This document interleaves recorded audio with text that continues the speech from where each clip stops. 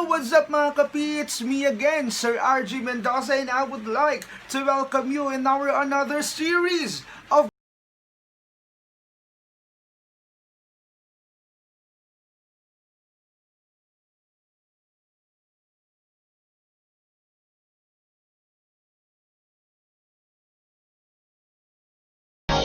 Ayan, so as you can see class, sobrang taas ng energy ni Sir RG ngayon dahil ang ganda ng topic natin for today. So ano nga ba yung pag-uusapan natin? Bakit ganito ka-hyper si Sir RG ngayon sa kanyang video, no? Okay, so class, ang topic natin for today ay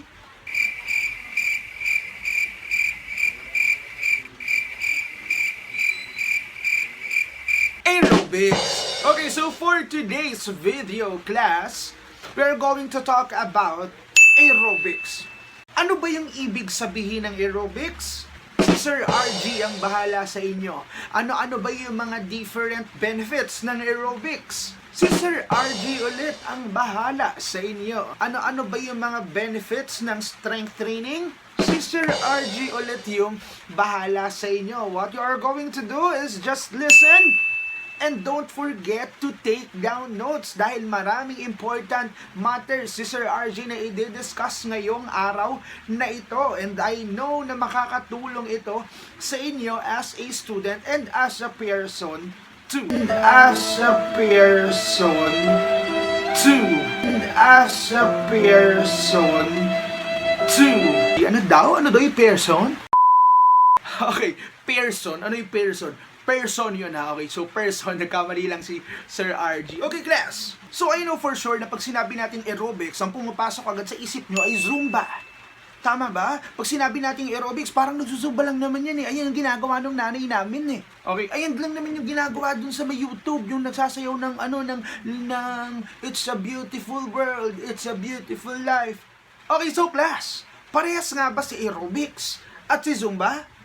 So pag-uusapan natin yan ngayon sa topic natin, which is aerobics for fitness and health. Okay class, so I know na marami na pupasok sa isipan nyo. Ayan na binibilasan ni Sir RG yung pagsasalita niya para makapag-discuss na sanang sa ganun. Marami na kayong matutunan sa subject niya. So hindi na natin papatagalin pa to. Let's start this video in 3, 2, 1.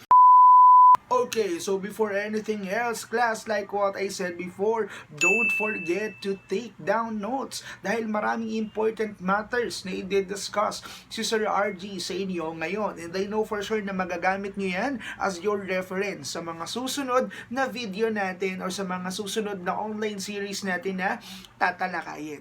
Good day everyone, so like what I said before, our topic is all about aerobics, and this aerobic is under of our module 2.1 entitled Aerobics for Fitness and Health. So let's start this online kwentuhan.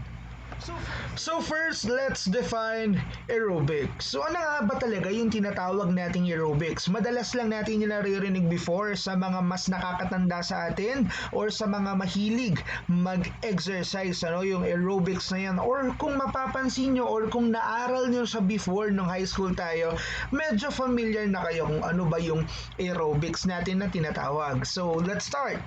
When we say aerobic class, aerobic is an exercise, refers to the exercise which is moderate intensity undertaken for long duration. And additional lang class, when we say aerobics, it is a form of physical exercise that combines rhythmic aerobic exercise with stretching and strength training routines with the goal of improving all elements of fitness.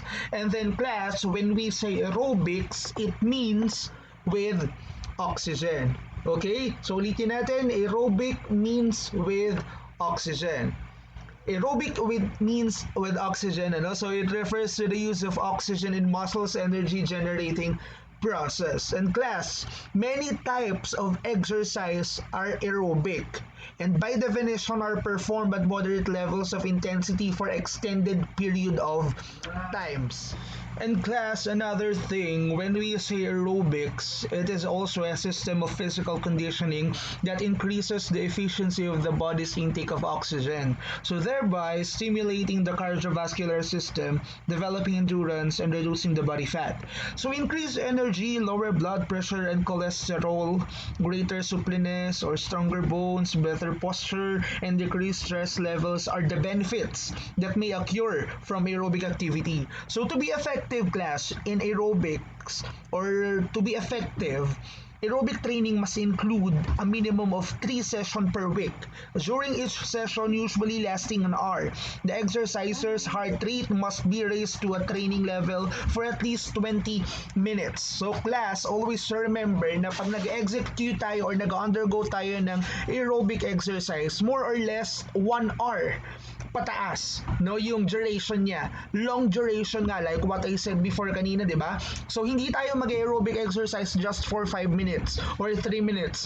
Mostly nasa 30 minutes and above or 1 hour and above as much as possible para mas makita natin yung training natin mismo. I mean, para mas makita natin yung development sa body natin or talagang mas may exercise yung buong katawan natin. Okay, so that is aerobic. So now let's move on to our next part, which is the how to achieve effective aerobic exercise. So paano nga ba natin makukuha yung effective aerobic exercise natin na tinatawag, or paano natin yan ma-achieve?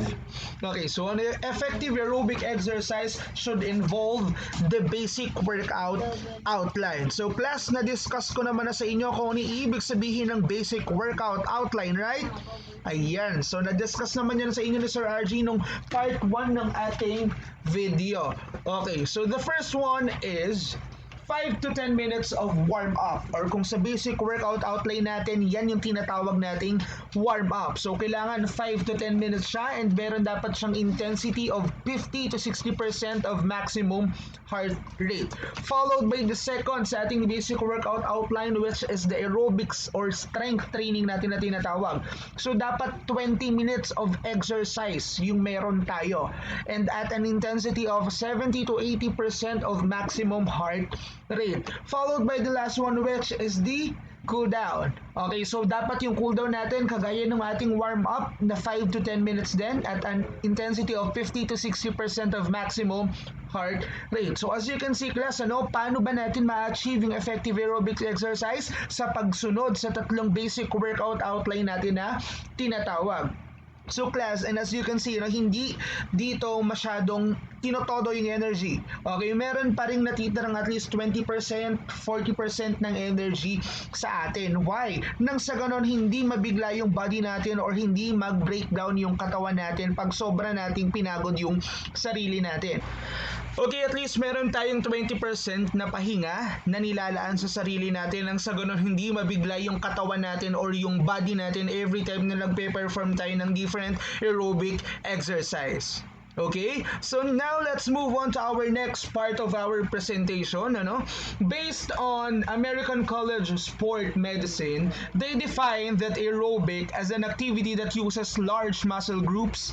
It can be maintained continuously and it is rhythmic in nature. So class, it is a type of exercise. They define that aerobics is a type of exercise that overloads the heart and lungs and causes get up and get moving. So class, sa aerobic exercise natin, dahil nga long duration siya or mahaba-habang proseso siya, therefore, hindi lang yung outside body natin yung nade-develop. Pati na rin yung nandun sa loob natin or yung inner parts ng ating body nade-develop, especially the heart and the lungs while we are performing aerobic exercise. And class, as you can see dito, hinighlight ko yung aerobic exercise uses large muscle groups dahil hindi lang naman isang part lang ng katawan mo yung gumagana dito or yung nagfa-function, kundi buong katawan mo, as in all over your body nagfa-function. Okay class, so there are more activities than ever to choose from, whether it is a new activity or an old one. So it's up to you naman yun. Kung yung meron na kayong past na exercises doon sa ating aerobics, pwede nyo siyang gamitin, or pwede rin naman tayo mag-adapt ng bagong exercises when it comes in aerobic dance. So class, find something you enjoy doing that keeps your heart rate elevated for a continuous time and get moving to a healthier life. So class, nasa sa inyo naman, no? So yan, nabubol na si Sir RG, So nasa inyo naman kung paano kayo mag-enjoy sa isang exercises, And I know for sure na mas enjoyable itong aerobic exercise because it is more on dancing talaga, or it is more on dance exercise na kung saan talagang in sa panahon natin ngayon. Okay, so let's continue our discussion. Now let's move on to the basic benefits of aerobic exercise. So ito lang naman class yung mga different basic benefits ng aerobic exercise, yung talagang common na common sa atin. So the first one is increase maximal oxygen consumption. Okay, so followed by the number 2, which is the improvement in cardiovascular or cardiorespiratory function of heart and lungs. So like what I said before, sa ating aerobic exercise, hindi lang naman talaga yung physical body natin na develop, pati na rin yung inner parts of our body na din. Nade-develop yung heart and yung lungs natin, talagang na-exercise yan dahil nga long duration yung aerobic exercise natin. It consists of 1 hour to 30 minutes, so 1 hour or 1 hour and above. Okay, so therefore, talagang nade-develop o talagang natetest yung ating cardiovascular and cardiorespiratory endurance natin. Okay? So next naman is increase blood supply to muscles and ability to use oxygen, followed by the lower heart rate and blood pressure at any level of submaximal exercise. And then the fifth one is lower resting systolic and diastolic blood pressure in people with a high blood pressure. So class, when we say systolic, it measures the pressure of your blood against artery walls when your heartbeat is considered normal. Ulitin natin. Systolic, it means it measures the pressure of your blood against artery walls when your heartbeat is considered normal. Okay, when your heartbeat is considered normal, systolic yon. Okay, when we say diastolic naman, it measures the pressure of blood against artery wall while your heart is at rest. Okay, kung kanina sa systolic is your heartbeat is considered normal, dito naman sa diastolic when your heart is at rest. Okay, so yun yung difference between systolic and diastolic. Next natin is increased HDL cholesterol. So class, when we say HDL cholesterol, this is the good cholesterol, okay? Ulitin natin. So this is the good cholesterol when we say HDL cholesterol. Next is reduce body fats and improve weight control. We all know that yung ibang people talaga o yung ibang tao talaga is nag-undergo ng aerobic exercise nang sa ganun pumayat. Nang sa ganun ma-develop nila yung sarili nila o yung body nila. Okay, so many people or many athlete din hindi lang basta training yung ginagawa nila, kundi yung iba nag-undergo talaga ng aerobic exercise nang sa ganun nga ma-improve yung weight nila or nang sa ganun ma-maintain yung weight nila. Kasi talaga while we are performing different aerobic exercises, talagang pagpapawisan ka dito kasi more on moving, as in all of your body talaga gumagalaw as much as possible. Sa aerobic exercise talaga is more on parang labas talaga or release talaga siya ng body fats natin, and lahat ng sweats natin na ilalabas o yung pawis natin mailalabas natin lahat yan, So and then the last one or the last benefit of aerobic exercise is improve glucose tolerance and reduce insulin resistance. So that is the benefits of aerobic exercise. Okay, so now kung natapos na natin i-discuss yung benefits of aerobic exercise, ngayon naman i-discuss naman sa inyo na Sir RG kung ano yung benefits of strength training natin na tinatawag. Okay, so the first one is increase muscular strength. So meron tayong different aerobic exercises na kung saan para sa ating mga muscles, so therefore na-exercise or na-maintain or nababanat yung ating mga muscle, Ganon din yung sa ating different parts of the body. So kung na-increase yung muscular strength natin, na-increase din syempre yung strength ng ating tendons and ligaments. Okay, then the third one is potentially improve flexibility, or range of motion of joints. Like what I said before kanina sa ating muscular strength, meron din tayong different exercises or aerobic dance exercise na natetest yung flexibility natin. So sa susunod na video ni Sir RG or sa part 2 ng ating video, i-discuss yan sa inyo ni Sir RG or ipapakita sa inyo ni Sir RG kung ano yung mga different exercises na para sa mga nabanggit kong components of the body natin. Okay? And then the fourth one is reduce body fat and increase lean body mass. So parang gagaya lang din to ng benefits ng aerobic exercise natin. Talagang nakaka-reduce siya ng body fats. Lahat ng fats natin sa katawan may tendency na ma-release natin once na patuloy natin ginagawa itong strength training natin or yung different aerobic dance exercise natin na tinatawag. Next natin is potentially decrease resting systolic blood pressure followed by the positive changes in blood cholesterol. So positive ba? Hindi ito negative. Yung talagang hindi ito tataas yung blood cholesterol mo, kundi positive changes. No, talagang makakabuti para ito, para sa'yo ito. Okay, ayan. So nabubulol ulit si Sir RG. Ano? Next natin is improve glucose tolerance and insulin sensitivity. And then the last one is improve strength, balance, and functional ability in older adults. So kung mapapansin nyo class, karaniwan na nagpe-perform ng different aerobic dance exercise is yung medyo mas nakakatanda sa atin. Yung mga tito at tita natin or yung mga lolas natin o lolo natin, di ba kadalasan sila yung gumagawa ng aerobic and strength training dahil siguro ito na lang yung kaya nila or ito yung mas madali para sa kanila, no? Okay. Pero wala namang masama doon kahit na bata ka pa lang or kahit na estudyante ka pa lang nag-aerobic exercise ka or Zumba o not bad, okay?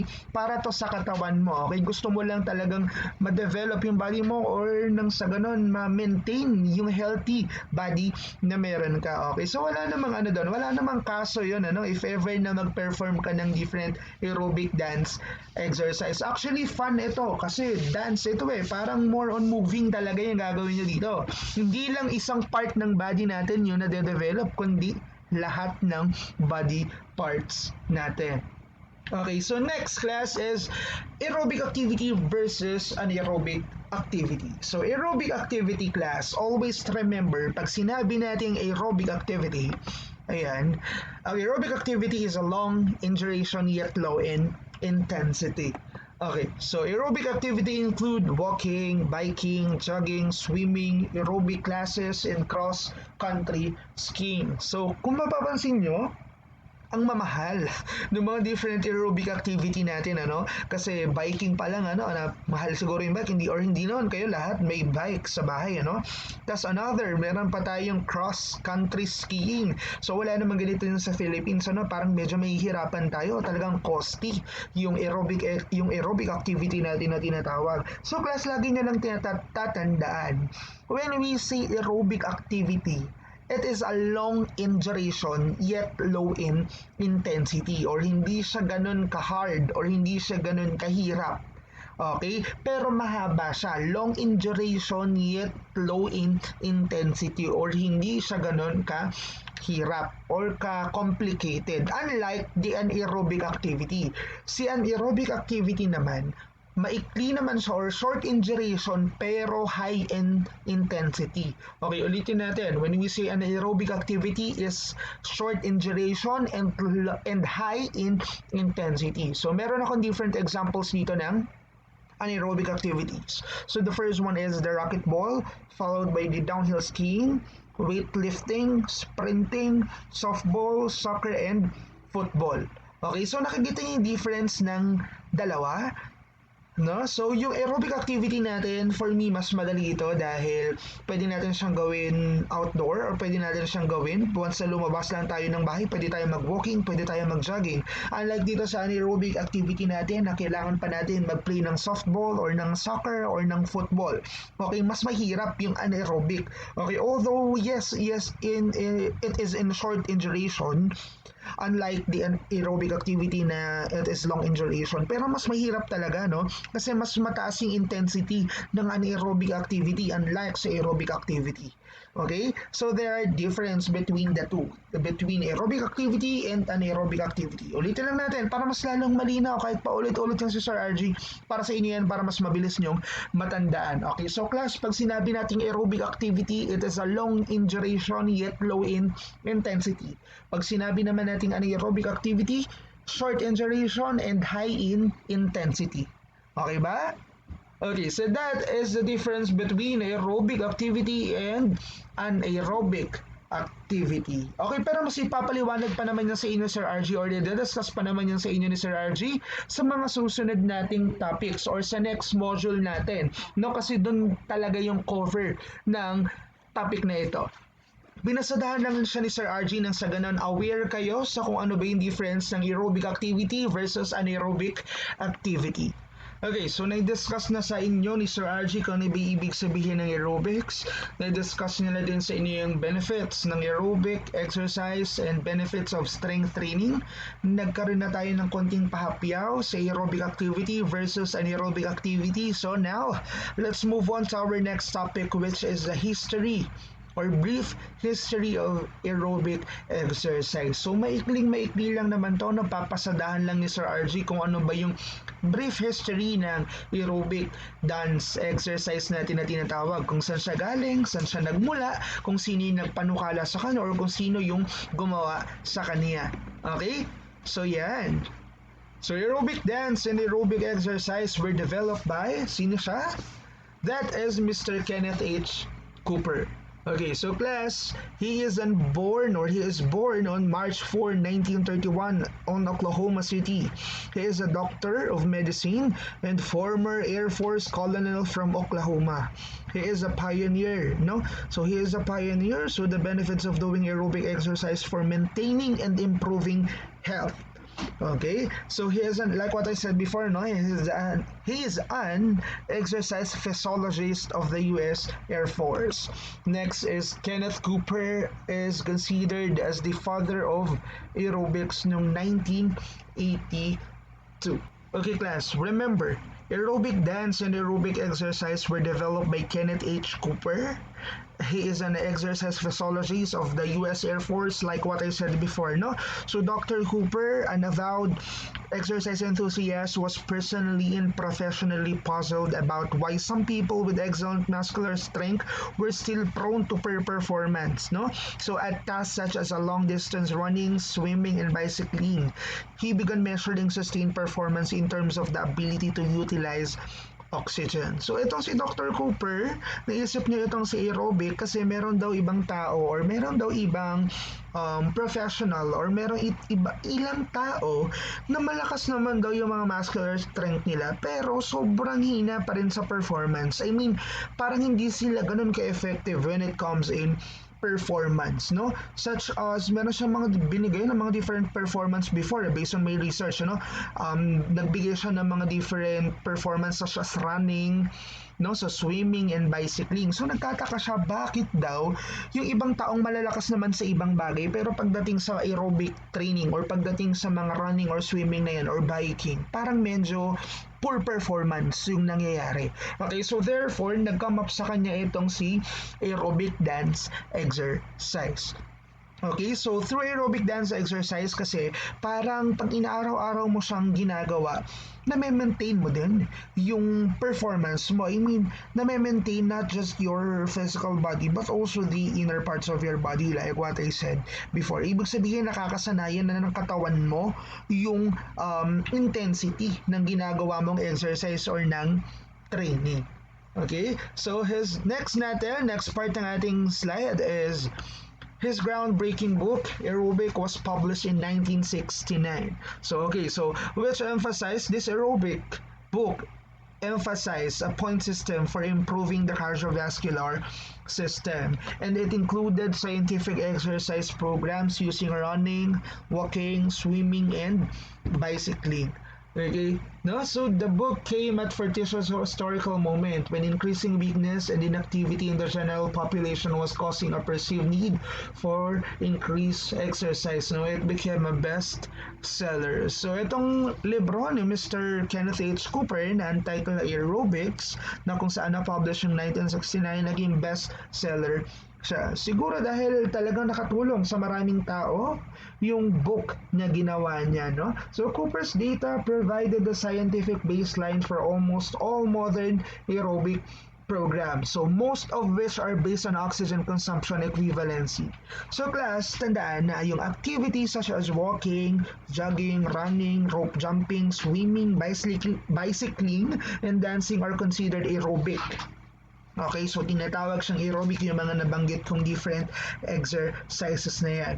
Okay, so the foremost objective of aerobic exercise is for cardiorespiratory endurance. So para naman daw talaga sa cardiorespiratory endurance itong aerobic exercise na to. Kaya nag-come up si Mr. Cooper sa ganitong sitwasyon or sa aerobic dance na yan ay para sa cardiorespiratory endurance natin. Hindi lang pala siya dance, aerobic exercise, sorry. Okay, so the excellent performance of heart and lungs is an induction of physical well-being. So magiging madali na lang para sa iyo ito na i-identify kung naging effective ba yung exercise mo, kung okay yung function ng heart mo and your lungs as well. Okay, next natin is Kenneth Cooper noong 1982, considered as the father of aerobics. So nabanggit ko na yan kanina na he gives the following benefits based on researches. So ito yung mga different benefits based on Mr. Kenneth Cooper. So number 1 is promote strong and healthy bones. Okay, so sa tulong ng mga different exercise natin, yan, napopromote yung bones natin, ano, or nagkakaroon ng healthy bones. Kasi nga naman, meron tayong mga different exercises na makakatulong para nang sa ganun magkaroon tayo ng strong and healthy bones. Next natin, helps control life, physical, and emotional stresses. Okay, so therefore, merong ibang tao kasi, class, na sa pamamagitan ng different exercises, doon na lang nila binabaling yung stress nila, no? Doon na lang nila nire-release yung ano nila, yung emotion nila through exercises. Okay, next natin is improves intellectual capacity, increases one's productivity. Okay, so si aerobic dance exercise, yes, napaka-productive talaga niya. I mean, napaka-active niya. Okay, kasi nga naman, nagfa-function lahat ng body mo. So, hindi ka pa ba magiging active once na laging nagfa-function yung lahat ng parts of your body? So, di ba, mas masarap gumalaw pag alam nating talagang effective. I mean, talagang effective yung exercise natin. Mas masarap gumalaw once na yung buong katawan natin yung nagfa-function mismo. Unlike na kamay lang yung ginagalaw natin, parang medyo nakakatamad, right?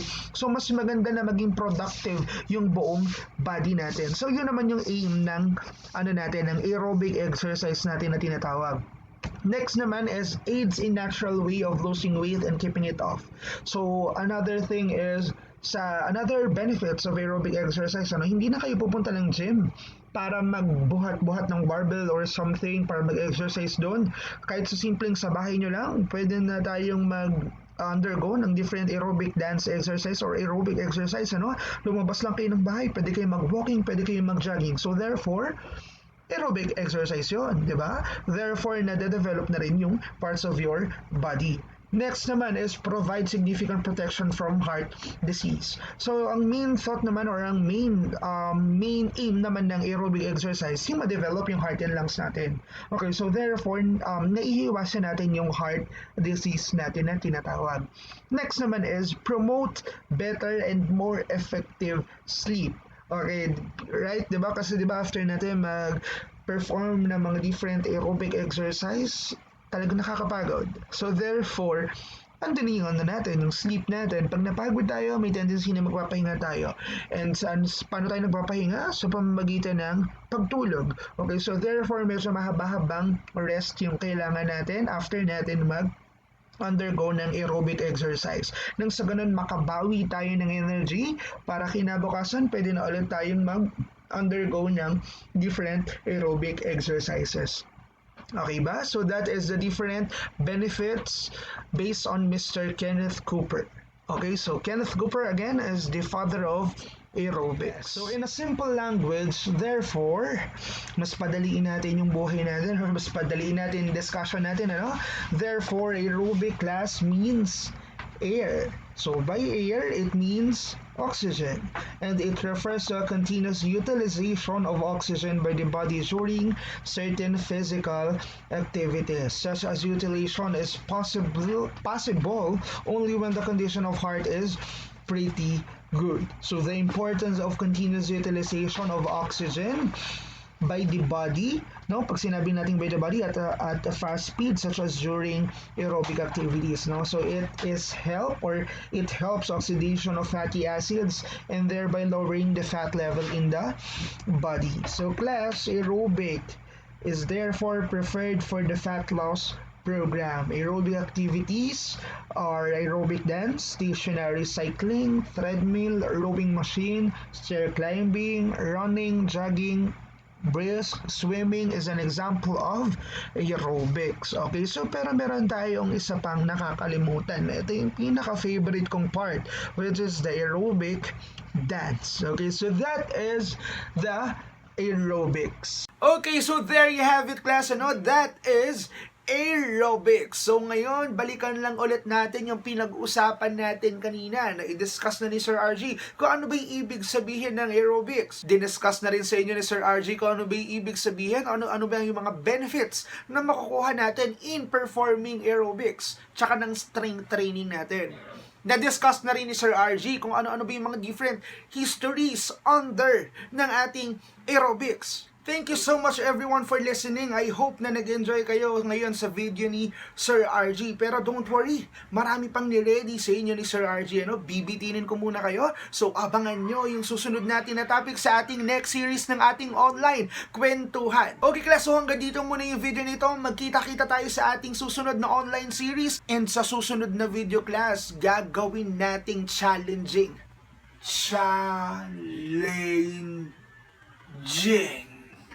Okay, so I will challenge everyone, especially my PE students, sa susunod nating video. Ano nga ba yung susunod nating video? Abangan niyan, syempre, sa ating susunod na online series. So once again, thank you everyone for watching. I really appreciate your time and effort sa panonood ng video ni Sir RG. So that would be all for today. Bye mga kapi! Thank you for watching. Bye-bye. Thank you for watching mga kapi. Thank you for watching. Thank you for watching mga kapi. Thank you for watching mga kapi. Bye.